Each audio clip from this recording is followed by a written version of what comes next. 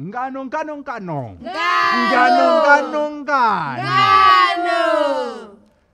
Mumwedzi wambudzi nomwedzi wazvita inguva yokurangarira kushungurudzwa kunoitwa vanhukadzi nevasikana.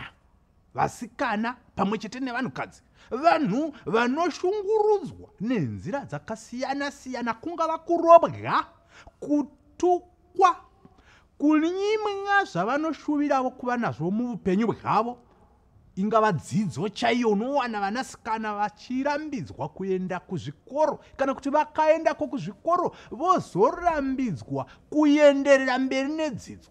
Vamwe vanasikana vanorovodzwa vari vadiki, zvichinzi matokura, taakutoda pfuma. Unoona zvichinzi mwanakomana akakosha kudarika mwanasikana, kushungurudzwa ikoko.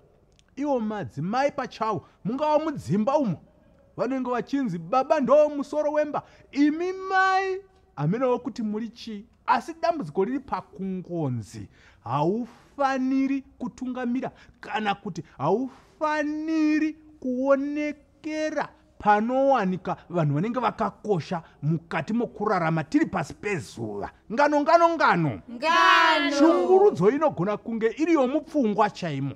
Shungurudzo inogona kunge iri yokushayiswa kodzero dzako dzakasiyana siyana. Saka patiri kurangarira pamurangaridzo iwoyu wekushungurudzwa kwemadzimai, vanhukadzi, vanasikana, nyaya yedu ndeyekuti hatizvidi.